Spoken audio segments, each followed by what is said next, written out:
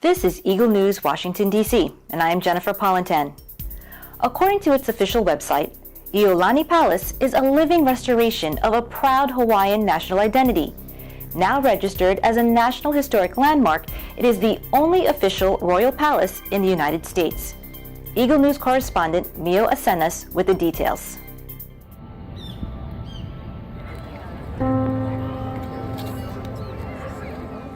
Surrounded by modern buildings in downtown Honolulu is a centuries-old structure that stands as an enduring symbol of all things Hawaii. This is Iolani Palace.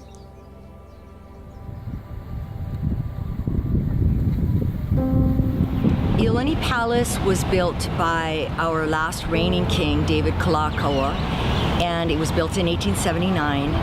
And for its time, it was ahead of its time. And it's a well-known fact that Iolani Palace has some of the most amazing pieces of art within the palace that largely came as a result of Kalakaua's world travels. He was the first monarch to circumnavigate the globe.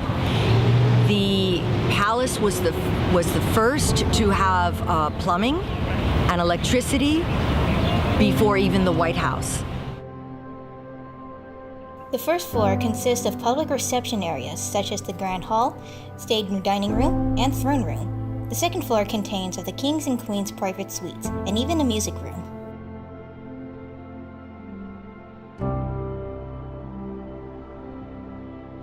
Sadly, January 17, 1893 would be the darkest moment in Hawaii's history, as the last monarch, Queen Liliuokalani, was overthrown by American businessmen with the help from the federal government.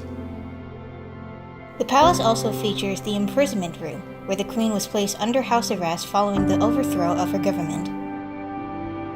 There was a ceremony on the grounds of this palace where they lowered the Hawaiian flag and they raised the American flag. And it has been a struggle ever since for Hawaiians to regain their identity, to regain their sovereignty.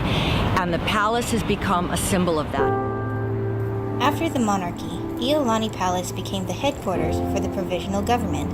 It also served as the capital building for the Republic, the territory, and eventually the state of Hawaii. Government offices finally vacated the palace in 1969 and moved to the current state capitol building. The symbol of Hawaiian culture now needed a lot of work for renovations and restoration.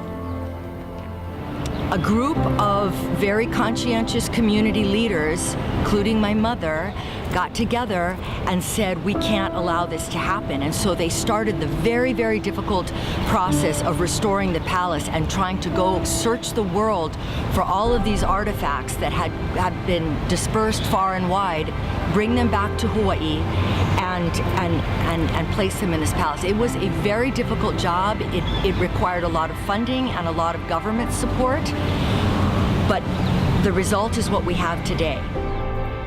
At present, Iolani Palace is open to the public, Monday to Saturday, 9 a.m. to 4 p.m. Once a month, the palace is also open on Sundays, offering complimentary tickets for Kama'aina guests.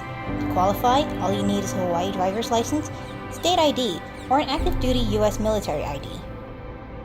They can walk the grounds of this palace where the Royal Hawaiian Band played, where the King's coronation took place, where the Queen's coronation took place, where the overthrow of the monarchy happened. It is a very, very sacred place, and these are hallowed grounds. And I always tell people, if you want to know about Hawaii, its history and its culture, come to Iolani Palace. From Honolulu, Hawaii, I'm Mio Acenas with Eagle News. I'm 1 with 25. Thanks, Mio. That is today's Eagle News, Washington, D.C. Join us tomorrow for stories that matter to you.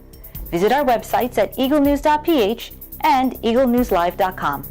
Like us on Facebook and follow us on Twitter at twitter.com/EagleNewsPH. Thank you for watching. I am Jennifer Polintan, and I am 1 with 25.